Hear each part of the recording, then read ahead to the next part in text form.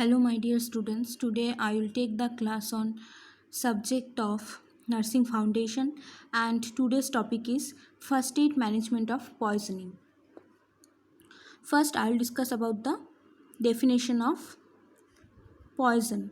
A poison is a substance which, when taken into the body in lethal, will harm और destroy the life. तो poison ऐसा substance है जब हम लोग उसको लेते हैं जिसकी वजह से हम लोग का लाइफ और बॉडी का वेरियस पार्ट में हार्म हो सकता है. Next I will discuss about the poisoning. Poisoning is a condition which occurs. तो poisoning is a condition which occur due to ingestion, inhalation और injection of injurious substances. तो poisoning क्या है?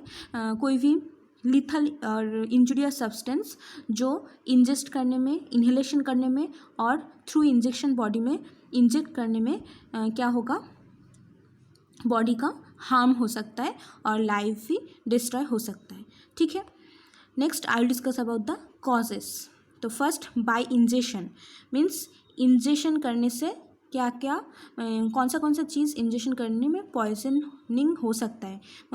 Means कौन सा पॉइजन हम लोग इंजेक्शन रूट से ले सकते हैं. अल्कोहल, ड्रग्स, कंटामिनेटेड और डिकम्पोज्ड फूड, एसिड, अल्कलाइन, सब कुछ क्या है, through the route of injection हम लोग का बॉडी में पॉइजनिंग और लिथल इफेक्ट दिखा सकता है. ठीक है.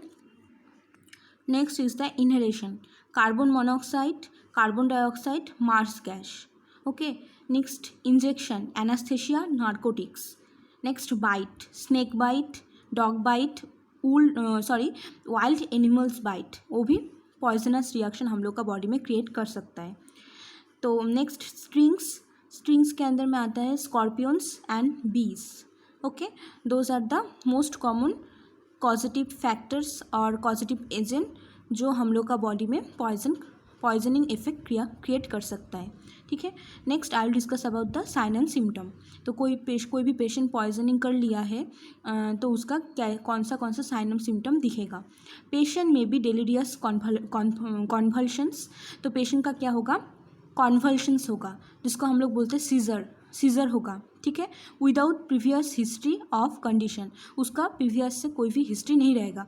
सीजर होने का बहुत सारा पेशेंट का और पर्सन का सीजर छोटा से होने का हिस्ट्री रहता है, बट ऐसा पॉइजनिंग कंडीशन में उसका कोई हिस्ट्री नहीं है, बट बहुत सीरियस टाइप का कॉन्फल्शन होगा, मसल ट्विचिंग होगा, अनकॉन्शियस हो जाएगा, फ्रोदी डिस्चार्ज निकलेगा मुंह से, ये सब होगा. Next, sign and symptom of asphyxia होने से जो साइन एंड सिम्टम था वो हो सकता है.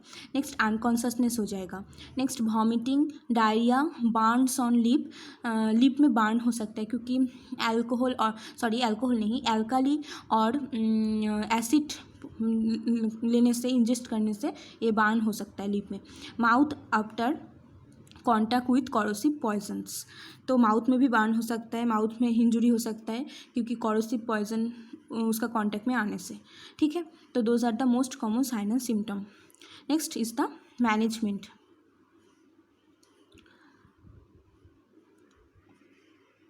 Next, I will discuss about the management of poisoning case. If the patient is fully conscious, cooperative, induce vomiting by any of the following method. तो कोई भी पेशेंट जो कॉन्शस है, कोऑपरेशन कर रहा है, उसको क्या करना है, हम लोग फॉलोइंग मेथड मीन्स बहुत सारा कुछ खिला के उसको क्या कर सकते हैं, वॉमिटिंग इंड्यूस करेंगे. वॉमिटिंग इंड्यूस करेंगे तो क्या होगा, स्टमक में जो एसिड चला गया है वो थ्रू वॉमिट बाहर निकल जाएगा.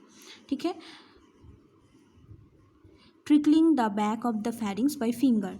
तो बाय फेरिंग्स में फिंगर डाल के उसको वॉमिटिंग इंड्यूस करेंगे.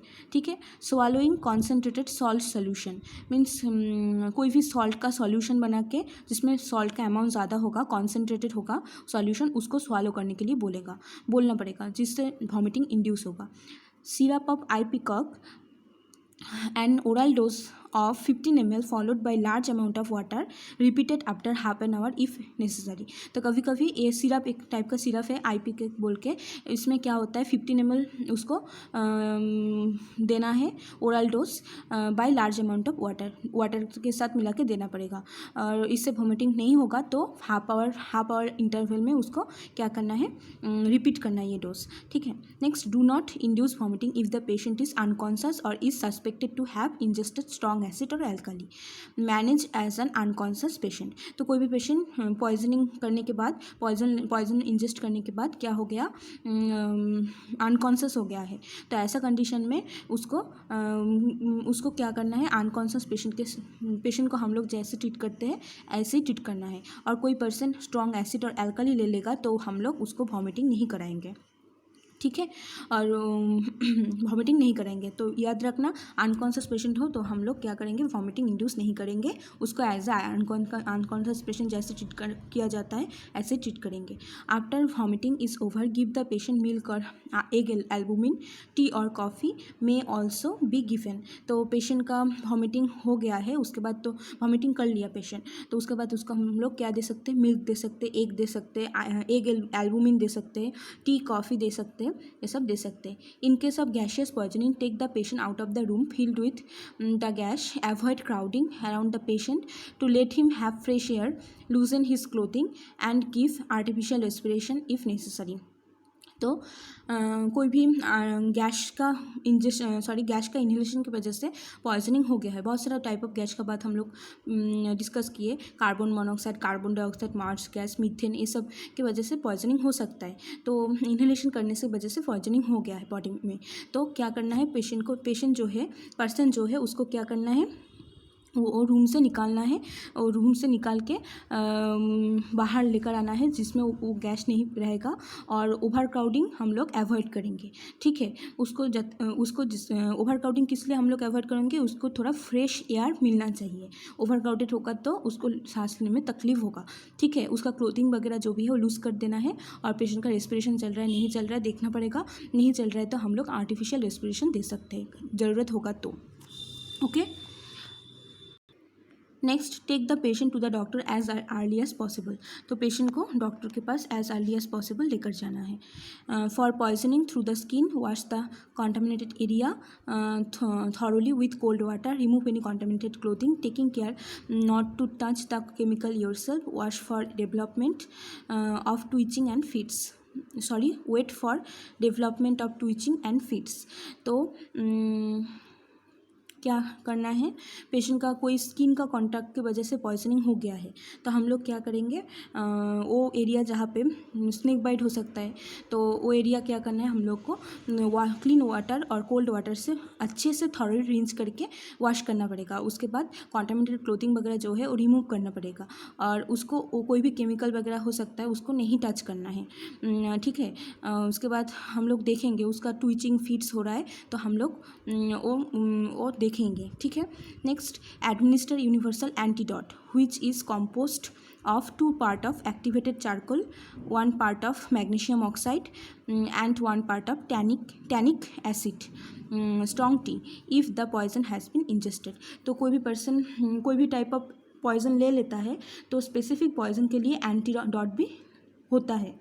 कोई पर्सन स्पेसिफिक एंटीडोट लेने से क्या हो जाता है, वो पॉइजन का जो इफ़ेक्ट है वो कम हो जाता है, हार्मफुलनेस वो कम हो जाता है। ठीक है, तो एंटीडोट क्या है, वो भी वन टाइप ऑफ मेडिसिन है जो स्पेसिफिक पॉइजन के लिए स्पेसिफिक एंटीडोट होता है। तो एंटीडोट लेने से क्या होता है, वो जो पॉइजन लिया है उसका सीरियसनेस कम हो जाता है, उसका इफेक्ट को काउंटरैक्ट कर देता है।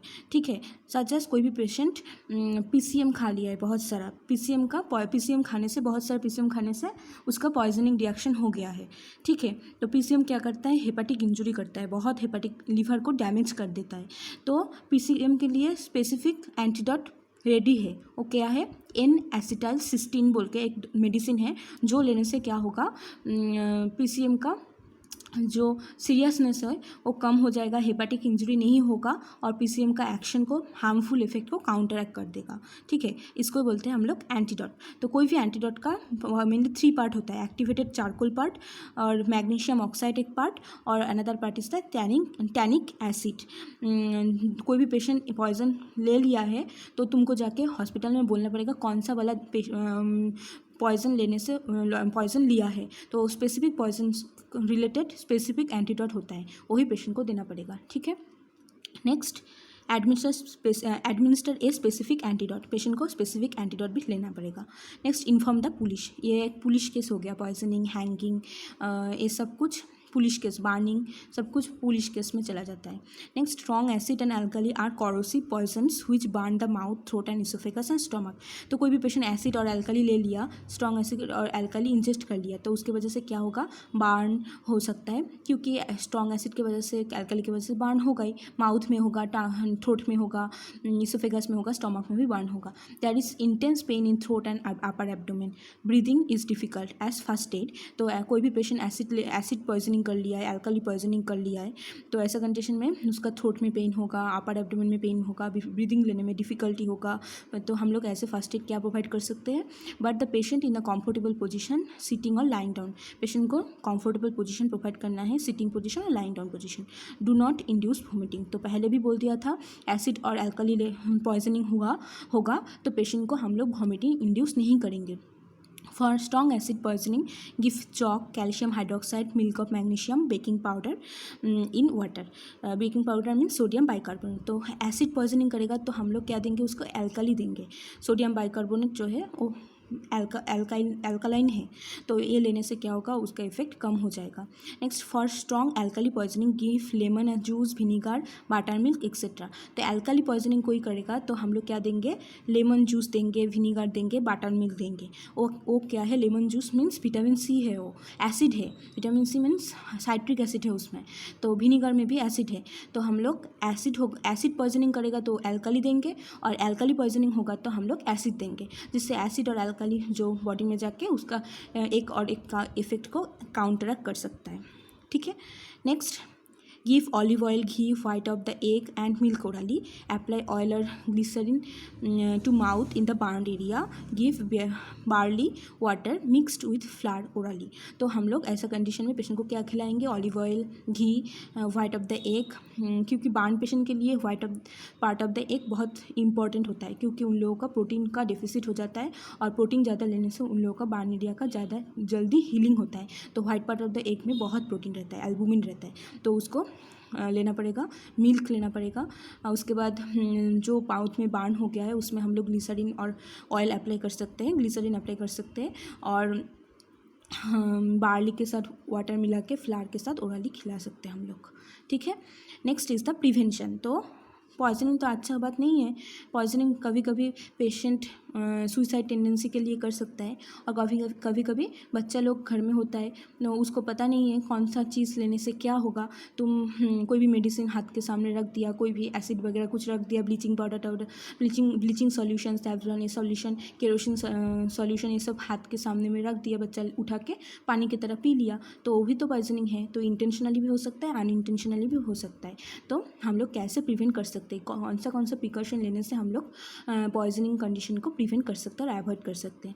Do not leave medicines with in reach of children. तो कोई भी मेडिसिन चिल्ड्रेन का हाथ के सामने ही रख रहा है। ठीक है, do not store medicine for long period. तो कोई भी मेडिसिन तुम बहुत दिन से घर में स्टोर करके रख रहे हो, तो वो मेडिसिन का एक्सपायरी डेट वगैरह क्रॉस हो गया तब भी घर में स्टोर करके रख रहे हो, कभी तुमको नहीं चेक करके खा लोगे तो भी बॉडी में एक्सपायर मेडिसिन खाने से भी बॉडी में पॉइजनिंग रिएक्शन होगा। ठीक है, next do not take drugs in the dark, always read the label before taking medicine. तो कोई डार्क प्लेस में कभी भी ड्रग नहीं खाना है, क्योंकि ड्रग खाने के टाइम में तुमको जो मेडिसिन तुम ले रहे हो वो उसका लेबल अच्छे से देख के, एक्सपायरी डेट देख के उसके बाद ही खाना चाहिए। Do not pour harmful liquids into bottles of lemonades और अदर ड्रिंक्स। तो कोई भी खाने का ड्रिंक्स का बोतल में कोई भी हार्मफुल लिक्विड नहीं रखना है। तुम कोई ऑरेंज स्क्वैश के बोतल में कुछ केरोसिन वगैरह रख दिया, बच्चे को नहीं पता, वो बाहर से दिख रहा है, ऑरेंज स्क्वैश तो ऐसे ही दिखता था, और कोई फ्रूट जूस का बोतल में तुम केरोसिन रख दिया, तो बच्चे को तो नहीं पता है, तो वो सोच रहा है यही तो बोतल था, तो यही खा लेती हूँ, तो खाने से क्या होगा, पॉइजनिंग रिएक्शन हो जाएगा। चिल्ड्रन में mistake that contain for their favourite drinks. तो चिल्ड्रन को नहीं पता, चिल्ड्रन को ड्रिंक्स पसंद है, उसको बोतल ही पसंद है, तो बाहर से नहीं दिख रहा है अंदर में क्या है नहीं है, खा लिया। ठीक है। Do not keep detergent, domestic cleaner, acid under the sink where children can find them.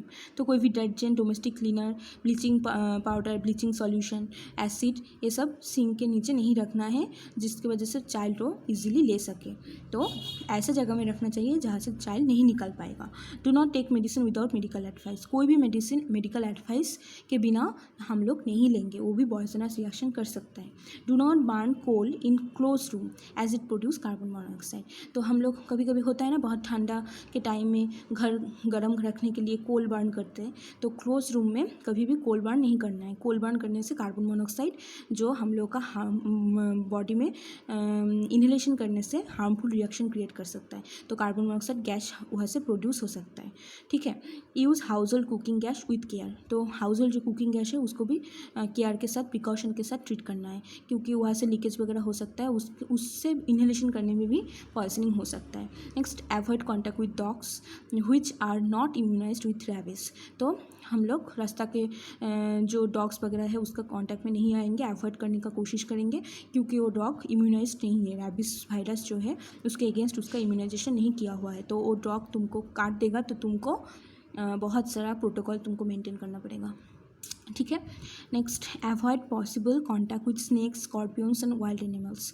तो स्नेक्स, स्कॉर्पियंस, वाइल्ड एनिमल, उसका तो हम लोग तो नहीं चाहेंगे वाइल्ड एनिमल के साथ कॉन्टैक्ट रखने का, बट हम लोग अवॉइड कर मीन्स हम लोग प्रिकॉशन मेंटेन करेंगे। ठीक है। In case poisoning does occur the following first aid measure should be adopted. तो कोई भी पॉइजनिंग हो गया है तो हम लोग क्या करेंगे, पहले हम लोग डिस्कस कर लिए। If the patient is conscious, try to find out what has been swallowed, in what quantity and at what time। तो कोई पेशेंट कॉन्शियस है, तो कोई पेशेंट पॉइजनिंग कर लिया है और अनकॉन्शियसली और कॉन्शियसली वो कुछ ले लिया है जो उसका बॉडी में पॉइजनिंग रिएक्शन क्रिएट कर सकता है। तो पेशेंट कॉन्शियस है, ऐसे कंडीशन में हम लोग क्या करेंगे, पेशेंट क्या लिया है, कौन सा चीज़ स्वॉलो किया है वो फाइंड आउट करना है, कौन सा बोतल से लिया है वो बोतल देखना है, कितना अमाउंट ऑफ पॉइजनिंग मटेरियल और सब्सटेंस वो लिया है वो भी चेक करना है, और कितना टाइम में लिया है, क्योंकि तुम डॉक्टर के पास जाओगे तो बोलना पड़ेगा ना, ये मेडिसिन ले लिया, तो वो मेडिसिन रिलेटेड जो स्पेसिफिक एंटीडोट है वो उसको ही देना पड़ेगा, तो इससे ट्रीटमेंट प्रोटोकॉल ईजी हो जाएगा। कितना अमाउंट लिया है वो भी बोलना पड़ता है, कितना टाइम में लिया है वो भी बोलना पड़ता है। ठीक है। If there are empty bottles, wrapper of drugs और tablets lining near the patient, preserve them for examination. तो कोई भी बोतल में जितना सारा मेडिसिन था वो पेशेंट सब कुछ ले लिया और कुछ भी नहीं है बोतल में, तो वो जो बोतल का रैपर वगैरह है और उसका पेशेंट का साइड में कुछ पड़ा हुआ है टैबलेट वगैरह, तो उसको प्रिजर्व करना है, क्योंकि एग्जामिनेशन करना पड़ेगा वो मेडिसिन कौन सा था, वो देख के पेशेंट को दवाई हम लोग दे सकते हैं, एंटीडोट दे सकते हैं डॉक्टर, तो जिससे उसका ट्रीटमेंट अच्छे से हो पाएगा। Next, if the patient vomits, preserve the vomited materials for examination by the doctor. तो पेशेंट पॉइजनिंग कर लिया, उसके बाद वो वॉमिट भी किया, तो वॉमिट मटेरियल प्रिजर्व करना पड़ेगा, क्योंकि डॉक्टर एग्जामिनेशन करके देखेगा वॉमिटेज जो था उसमें क्या मटेरियल मिला। ठीक है। The sources of various poison, clinical features and first aid measures are detailed in the following table. तो बहुत सारा हम लोग अभी पॉइजनिंग के बाद पढ़ेंगे कौन सा पॉइजनिंग होने से क्या क्या क्लिनिकल फीचर्स दिखते हैं और इसका ट्रीटमेंट प्रोटोकॉल कैसा है। फर्स्ट में ट्रीटमेंट्स में यहाँ पे फर्स्ट एड मेजरमेंट क्या है वो हम लोग देखेंगे टेबल में।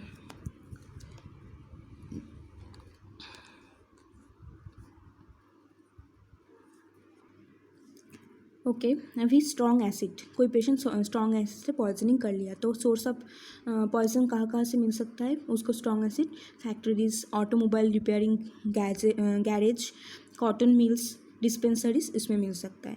नेक्स्ट क्लिनिकल फीचर्स क्या है? White stain, burning in throat, abdominal pain, irregular respiration, weak pulse, lower body temperature, vomiting, haematemesis, ये सब हो सकता है। नेक्स्ट फर्स्ट एड मैनेजमेंट क्या है? No induction of vomiting, olive oil, ghee, paraffin oil, barley water, milk of magnesium, white of the egg, ये सब खिलाना है उसको। Next strong acid factories, dispensaries as with strong acid poisoning, no induction of means strong alkali जो है वो factory dispensary से मिल सकता है और उसका भी क्लिनिकल फीचर सेम है एसिड पॉइजनिंग की तरह ही। नो इंडक्शन ऑफ वॉमिटिंग, यहाँ पे भी कोई भी इंडक्शन ऑफ वॉमिटिंग नहीं करना है। Lemon juice, vinegar, milk, egg yolk, next olive oil, ये सब खिलाना है। Next carbon monoxide poisoning, garage, closed room with coal burning inside, ये सब source of poison. Source of poison means source of carbon monoxide sorry. Next क्या क्या हो सकता है? हेडेक हो सकता है, चेरी रेड फ्लैश हो सकता है, mental confusion, fever, convulsion, coma, ये सब हो सकता है। Next remove to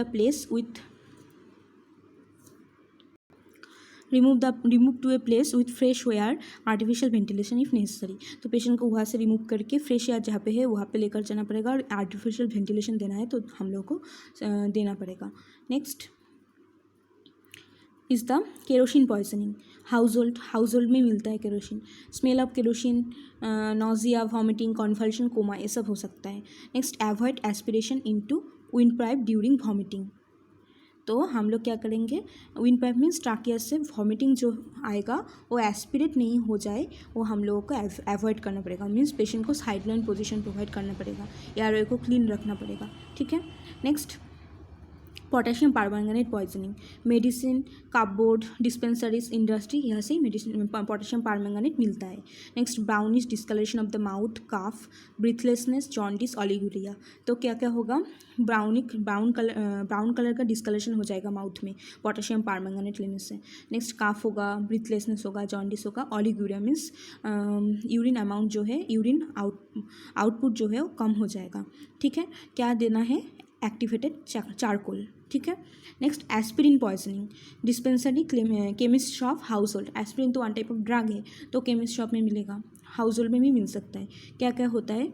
sign and symptom, burning, pain in the abdomen, vomiting, haematemesis, ये सब हो सकता है। Next baking powder, induced vomiting, baking powder देना पड़ेगा उसको और वॉमिट करने के लिए इंड्यूस करना पड़ेगा। नेक्स्ट मार्करी पॉइजनिंग, डिस्पेंसरी में मिलता है mercury. White stain in mouth से जो वाइट कलर का फ्रोजी डिस्चार्ज निकलेगा। Next pain in throat, difficulty in talking and breathing, diarrhoea, egg white, arrowroot, flour, ये सब हम लोग दे सकते हैं। Next morphine, illicit drug trade, उसके बाद dizziness, respiratory depression, cyanosis, hypothermia, pinpoint pupil, low blood pressure, coma, ये सब साइन एंड सिम्टम दिखेगा। Curds, water milk, lemon juice, ये सब पेशेंट को खिलाना है। Next strychnine, Ayurvedic doctors means one type of Ayurvedic medicine है शायद। डिजीनेस हो सकता है, डिसोरिएंटेशन हो सकता है, कोमा हो सकता है। Card, butter milk, lemon juice, ये सब पिलाना है पेशेंट को। नेक्स्ट सेडेटिव पॉइजनिंग, बहुत सारा पेशेंट क्या होता है? नींद का दवाई ले लेता है ना, बहुत सारा ले लेता है, वो उसकी वजह से भी पॉइजनिंग हो सकता है। क्या कहाँ पे मिलता है? Chemist shop, house hold medicine, cupboard, ये सब में मिलता है। स्लीपीनेस, डिसोरिएंटेशन, कोमा में भी पेशेंट जा सकता है। Milk of magnesium, tea coffee, if conscious, keep awake, patient को जगा के रखना है, मिल्क ऑफ मैग्नीशियम खिलाना है, टी कॉफ़ी पेशेंट कॉन्शस है तो पिलाना पड़ेगा, ठीक है।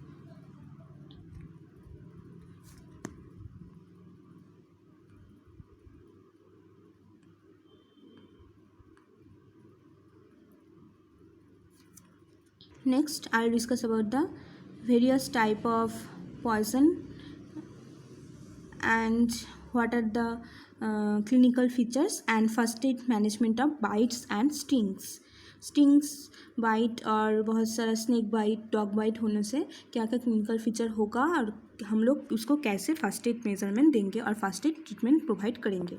First snake bite, two two fang mark a fingers breadth apart.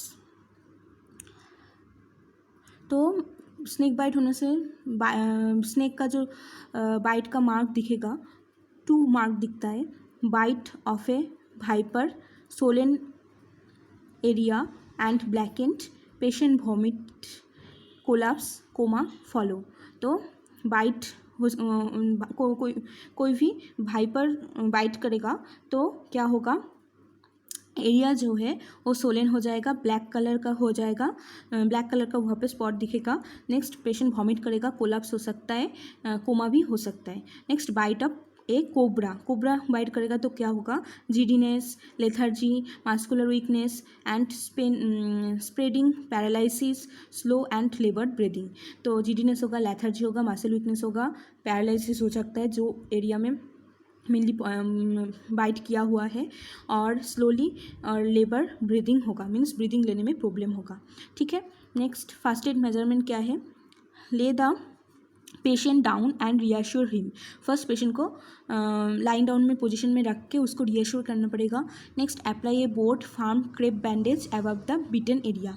तो क्या करेंगे, बीटन एरिया जहाँ पे है वहाँ पे हम लोग क्या करेंगे, क्रेप बैंडेज दे के बैंडेजिंग करेंगे। डू नॉट लूजन इट, जो बैंडेज होगा वो बहुत टाइट होगा, ठीक है, जिससे क्या होगा, जहाँ से बाइट हुआ है वहाँ से पॉइजन होल बॉडी में स्प्रेड नहीं कर पाए, ठीक है। इसलिए हम लोग इतना जोर से वहाँ पे टूनिकेट बैंडेज भी कर सकते हैं, हम लोग वहाँ पे बैंडेज करेंगे जिसकी वजह से उस पॉइजन होल बॉडी में स्प्रेड नहीं हो पाएगा। Next immobilise the bitten limb with splint दे के हम लोग क्या करेंगे, बीटन लिम जहाँ पे लिम पे होगा बाइट किया हुआ है कोई स्नेक, तो वो एरिया में स्प्लिंट दे के इमोबिलाइजेशन करेंगे। Leave bandage and splint in position till medical care is available. जितना टाइम में मेडिकल केयर हम लोग प्रोवाइड कर पाएंगे पेशेंट को, मीन्स पेशेंट को हॉस्पिटल में लेकर जा सकते हैं, जितना टाइम लगेगा उतना टाइम तक बैंडेज स्प्लिंट वहाँ पे रखना है। Next wash the bitten area with plain water और soap and water, transfer to hospital. वो बीटन एरिया में प्लेन वाटर और सोप वाटर से हम लोग कैसे कर सकते हैं, वॉश करके उसको पेशेंट को जितना जल्दी हो सके हॉस्पिटल में लेकर जाना है, ठीक है। Those are the first aid measurement और first aid management of the snake bite case. Okay. Next dog bite. Dog bite में क्या होता है, जनरल वीकनेस और डिस्कम्फोर्ट, फीवर और headache, this symptoms may last for days. कोई भी कुछ दिन तक ये सब symptom means general weakness, discomfort, fever, headache ये सब होता है। Next there may be also discomfort और ए प्रिकलिंग और etching sensation in the side of the bite. जहाँ पे बाइट हुआ है डिस्कम्फोर्ट होगा, प्रिकलिंग सेंसेशन, इचिंग सेंसेशन होगा। Progressing within the days to symptom of cerebral dysfunction, anxiety, confusion, agitation.